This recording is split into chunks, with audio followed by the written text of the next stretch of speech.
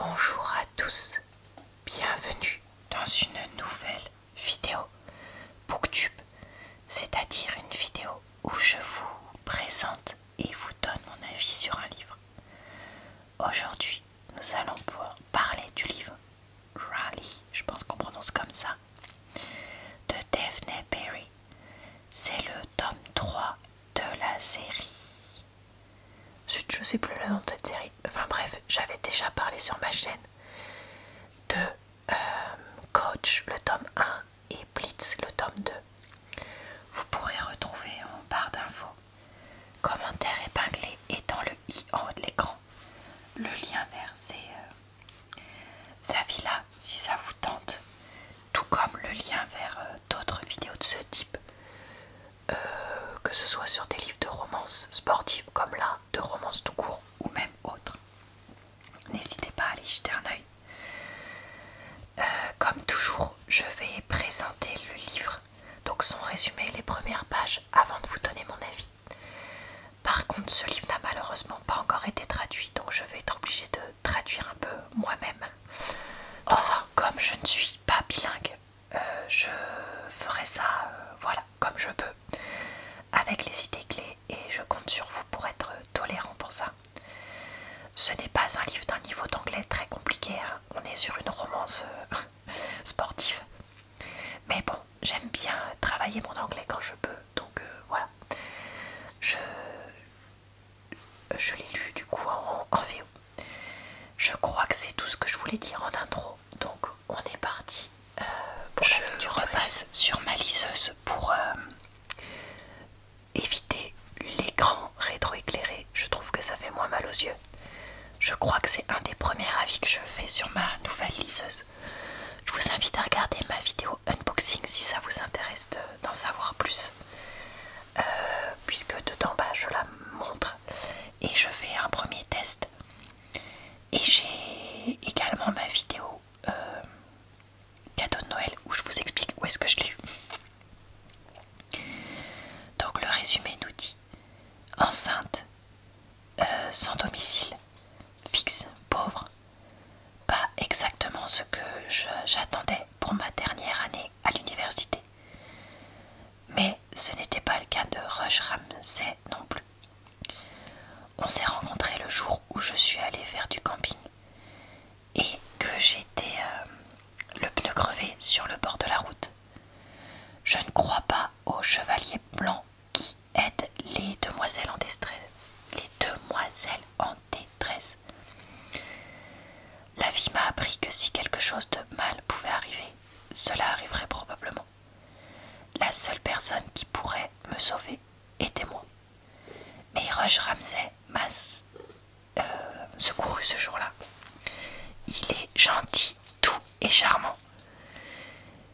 Il a fait en sorte que une nuit sombre soit un petit peu moins solitaire. J'aurais dû réaliser que c'était trop beau pour être vrai. Qu'une nuit de passion aurait des conséquences. Voilà pour ce chapitre 1. Veille, je pense qu'on dit comme ça. Faire du camping. Cela avait semblé être une si bonne idée quand j'avais quitté la ville de Mission il y a 1 heure pour passer le week-end dans les bois. J'avais fait comme plan de profiter des montagnes, respirer de l'air frais, vider ma tête et déconnecter, faire du camping. J'étais tellement une idiote. Je te hais. Je joutais dans le pneu de mon vieux Ford Explorer. Le pneu à plat. Je fermais les yeux et grognais. Et pourquoi j'avais envie d'être seule et vraiment seule, je relevai la tête vers le ciel bleu et cria: ah! J'étais au milieu de nulle part. J'avais à peine du réseau sur mon téléphone. Et si je pouvais réussir à faire passer un appel, ce n'est pas comme si je pouvais me permettre d'avoir une dépanneuse, pas si loin de la ville. Pourquoi rien ne pouvait être simple? Pourquoi était-ce toujours quand je faisais quelque chose de spontané que ça finissait en désastre? Pourquoi la vie avait-elle besoin d'être tellement difficile? J'aurais dû rester au boulot. Je jetai un coup d'œil à mon pneu et lui shootais dedans. Bon, vous avez compris. Encore une fois. Les larmes montèrent aux yeux, mais pleurer ne m'aiderait pas à sortir de cette route de gravier solitaire. Donc je soufflai un bon coup et ensuite sortis le téléphone de la poche arrière de mes jeans. Et si il y a un ange quelque part qui a envie de me prêter une aile, j'annonçais jeudi, tournant mon visage vers les sommets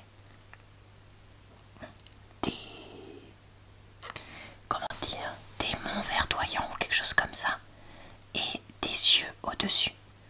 Je serai pour toujours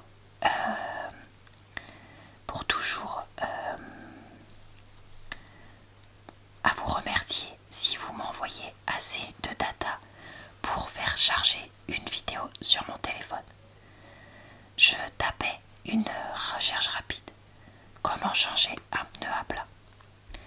30 minutes plus tard, la dernière partie de la vidéo était toujours en train de charger, mais j'avais réussi à sortir le cric, le pneu supplémentaire et tire iron, je sais pas. Je peux le faire, je me dis. Plaçant, ah non, tire iron, ça doit être le cric en place. Donc le jack, je sais pas, du coup le truc pour dévisser peut-être pour le pneu. Je n'étais pas une ignorante sans ressources. Je pouvais changer un pneu plat, n'est-ce pas? J'avais changé le pneu de vélo de Gloria une fois. Ça ne pouvait pas être impossible. En position, on est parti. Avec toute ma force. Ah oui, c'est ça. Je tournais. Non, je posais, je tournais, je ne sais pas.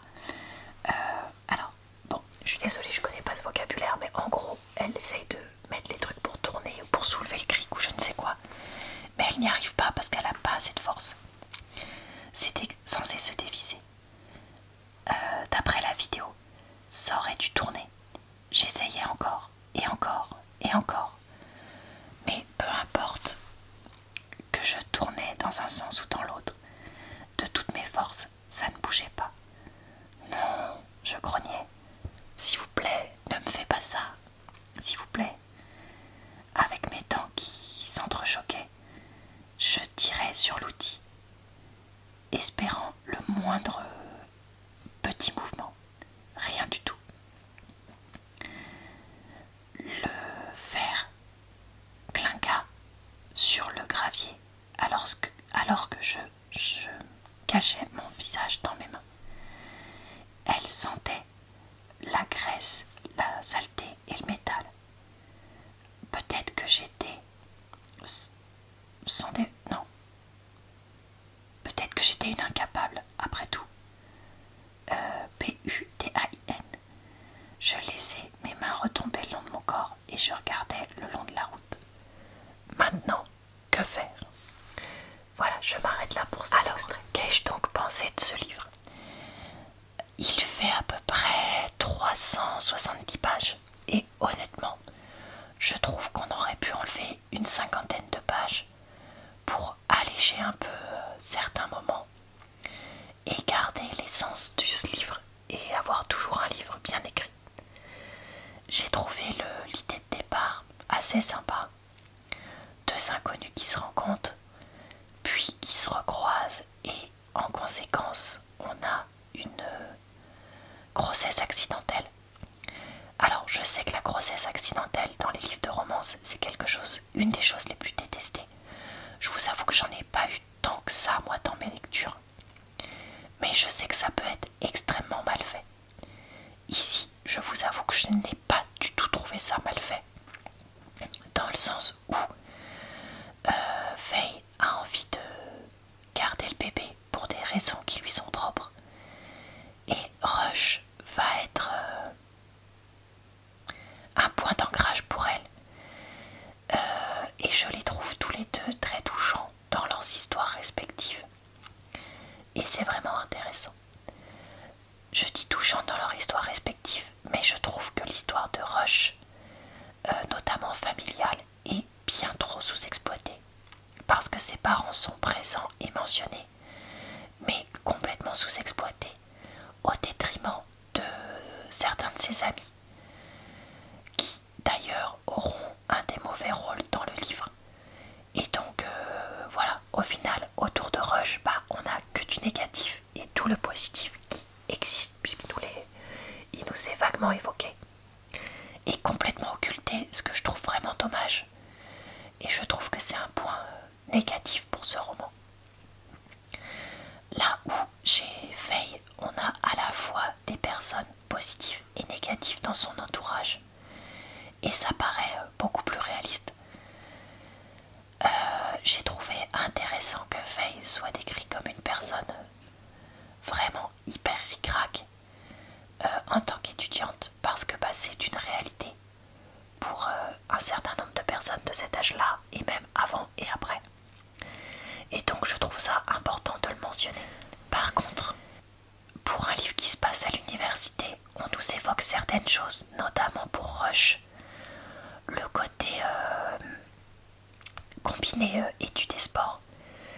Et chez Faye, on nous mentionne des cours et des leçons, mais je trouve que c'est archi sous-évoqué par rapport à l'importance que ça a pour elle de réussir à être diplômée, à finir ses études puis à les poursuivre.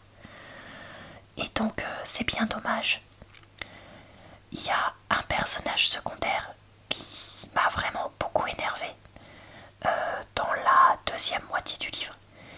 Et je trouve que c'est notamment par rapport à ce personnage qu'on aurait pu écourter certaines scènes, parce qu'en fait en gros la personne est fâchée pour certaines choses et ça revient et ça revient et ça revient, et il y a un moment où c'est juste en fait lourd quoi, que tu sois fâché, qu'il y ait des choses qui aillent pas, ok. De même pour Faye avec son histoire familiale, ok, mais on aurait pu épurer un peu les répétitions pour ça, par rapport à sa boss, par rapport à cette personne là, enfin bref. Et donc voilà, parce que c'était juste pénible. Et à la place, rajouter une dizaine de pages sur l'école, ça m'aurait paru plus équilibré de faire comme ça personnellement. Par contre, un truc qu'il n'y a pas à nier, c'est la gentillesse de Rush et le côté gardé de Faye, qui sont vraiment très bien décrits et très bien faits dans ce livre.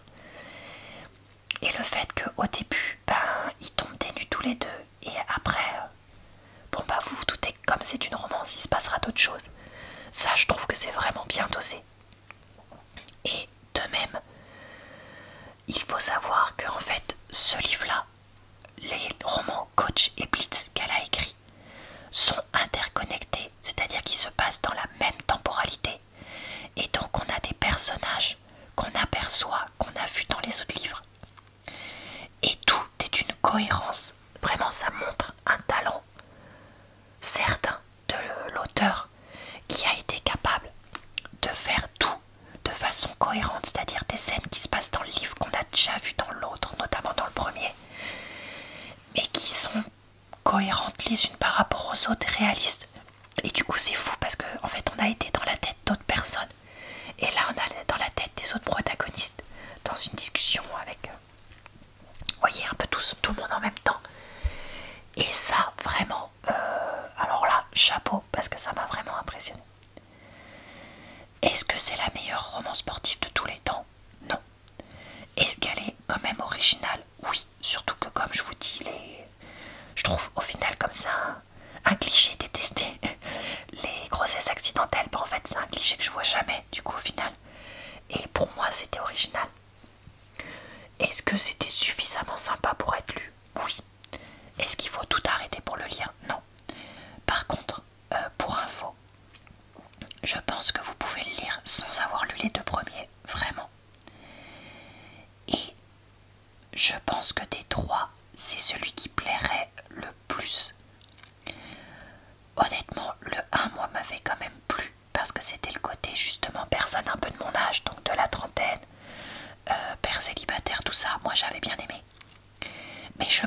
voilà, le côté étudiant et sportif, vraiment actif, pourrait plaire.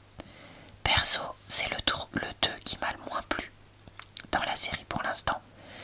Mais je comprendrais qu'il plaise aussi à certaines personnes, c'est juste c'était pas un livre avec des clichés faits pour moi. J'ai vu qu'il y avait un cadre qui allait sortir dans l'année qui vient ou l'année prochaine. Et pourquoi pas le tester. Mais voilà, écoutez, moi j'ai passé un moment sympa. Et je me dis que vous pourrez aussi aimer.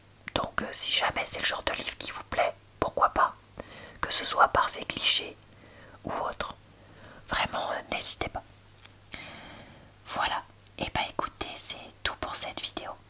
J'espère qu'elle vous a plu, relaxé et diverti. Je vous retrouve très vite dans une prochaine vidéo livre sur ma chaîne. Je vous souhaite donc une bonne soirée, une bonne nuit ou une bonne journée.